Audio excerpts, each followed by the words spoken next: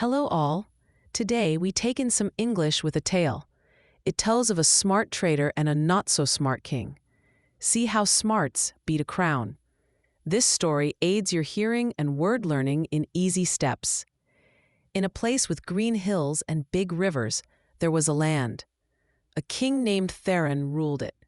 King Theron was not mean, just not wise. He liked bright stuff. Gold, gems, and silk filled his home. He thought kings should have more shiny things than all. His people worked a lot. Farmers grew eats. Metal workers made stuff from iron.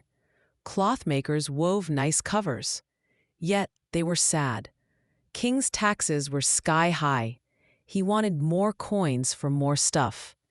People got poor, but the king's stash of gold got big. In the city's heart, merchant Kale had a shop. He sold spices and teas from afar. His shop was small. He was not rich, but he was known for two things. He was fair and he was sharp. He gave care to all who came by. He had a soft word or a wise fix for problems. Kale saw the dark mood around. He saw mates and kin hard up to feed kids. They all worked dawn to dusk, yet they had not much in end. Taxmen came often. They took a lot from each. Kale knew this could not last. A sad land is a weak land. One day, the king got so bored. He had counted his gold. He had eyed his gems. He had worn his best silk. He wanted fun. He called his top helper. "I want fun," said the king. "A game to show my wit." The helper, scared, bent low. "What do you think, king?" The king grinned a big, silly grin. "I'll make a test. I'll ask 3 things. Any can try them. If they get all right, they get a wish. What they want." The helper looked scared. "And if they lose, king?" The grin went. "If they lose, I get all they have. Home, work, land. Mine." He found this smart. He felt none could win his quiz. A sure way to get more gold. The king's new rule was told in each town. A town caller read it out. Folk heard in quiet. Fear spread. Who would dare face the king? Who would risk all? Big prize, but big risk too. Weeks passed. No one showed. People were too scared. King got mad. He wanted his fun now. He sat and moaned to his helpers. He did not get why none played his grand game. Kale knew the scare. His buyers looked more worried. This was not just tax now. This was danger. The king's game could kill off homes. Kale fought hard on it, talked to his wife. She feared. "Don't go, Kale," she begged. "It's a trap. The king just wants our small shop. It's all ours." Kale took her hands. "Yes, it's a trap," he said, "but it's a shot too. A shot to talk to the king. A chance to turn things." He felt his wit was a tool. He had to try, for all.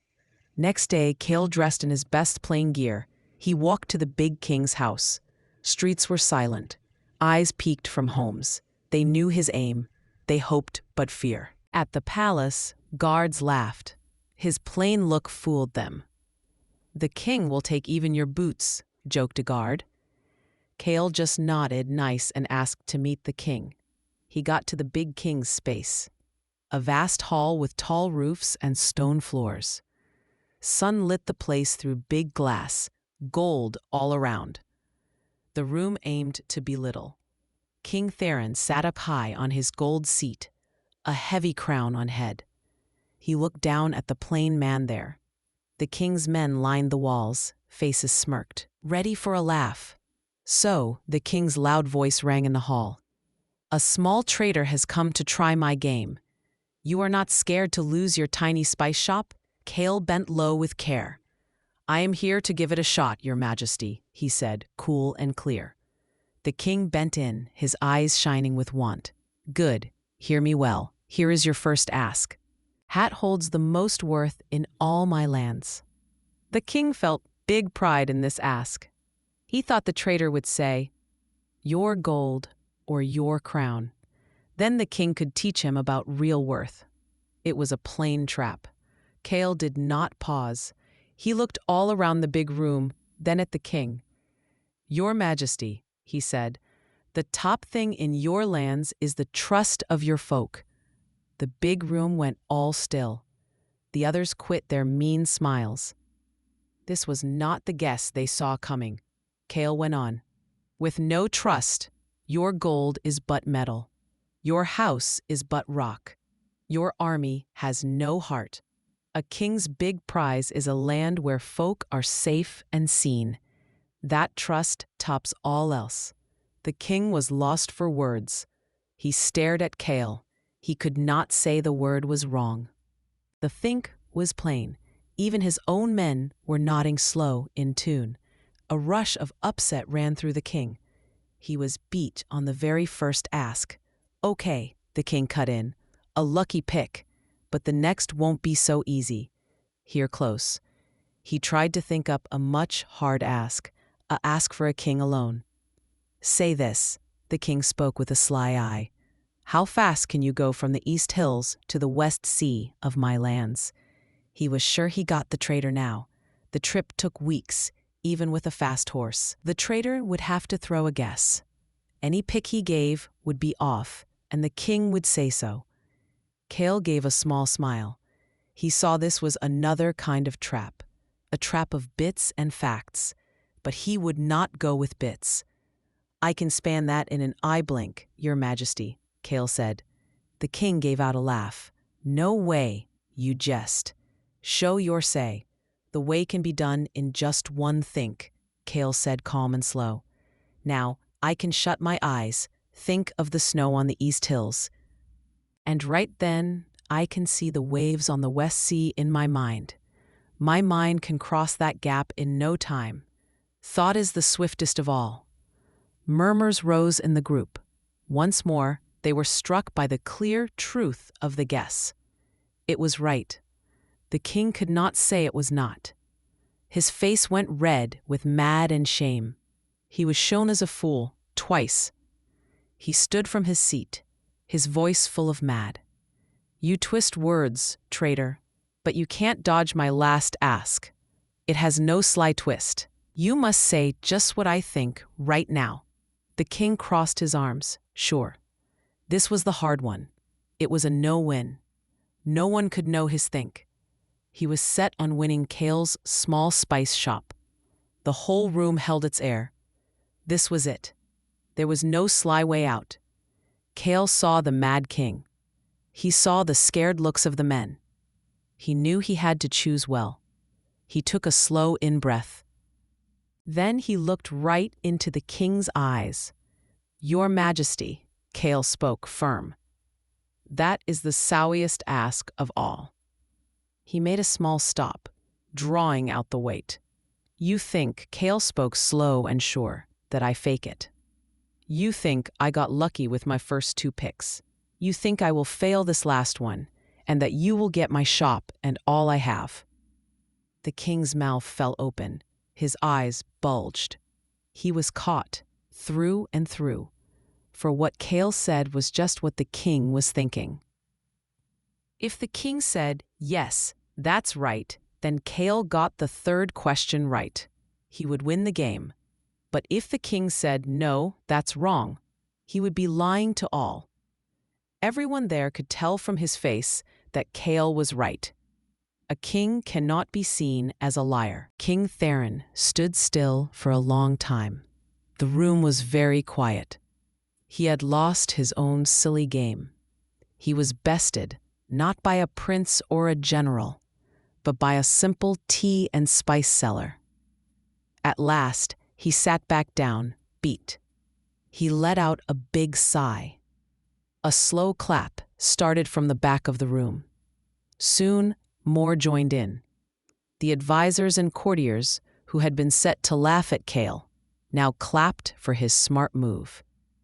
The king held up his hand to stop them. He looked at Kale and for once saw not just a small, simple man. He saw a man with a sharp mind. He saw a wise man. "You won, merchant," said the king softly. "You got all three questions right. As I said, I will grant you one wish. Ask what you want. 100 bags of gold? A big house? You earned it. Kale bowed again. Thank you, Your Majesty. The court waited to hear his wish. They thought he'd pick riches. That's what anyone would do. I don't want gold or a big house, Kale said. I have my shop, my family, and my health. I have all I need. My wish is for the people of this land. I ask that you lower the taxes. Let the farmers, the blacksmiths, and the weavers keep more of what they make by hard work. If they do well, the whole land does well. Happy people make a truly rich king. The king was shocked. He had thought Kale would ask for riches. Instead, he asked for something for everyone. Kale's words were like his first answer. The trust of the people was the most valuable thing. In that moment, the king saw things in a new way. His riches were not in his vaults. They were in the towns and the people of his land. He had tried to fill his vaults with gold when he should have filled his people's lives with hope. King Farron stood up. He looked at Kale with new respect. Your wish is granted, the king said, his voice now full and firm but kind. From today, the royal taxes will be cut in half. Let all know this was because of a clever merchant's wisdom. A loud cheer filled the throne room. The news spread fast through the palace and into the city. People came out cheering in the streets. They shouted Kale's name. Kale just bowed to the king and left. He didn't want to be a hero. He just wanted his simple life back. He went back to his little spice shop where his wife waited. He told her everything. She hugged him, crying with joy. The land changed after that day. With lower taxes, the people began to do well. The market was busy. New shops opened. The people were happy and worked hard. They respected their king, who now listened to wise folk like Kale. The king learned that fair rule is better than ruling by fear. He often asked Kale to the palace, not for games, but for real talks. Kale kept being a merchant. His life didn't change much on the outside, but he knew he had used his mind not for himself, but for everyone. He showed that brave and wise acts are strong. They can be stronger than a king's crown and all the gold he owns.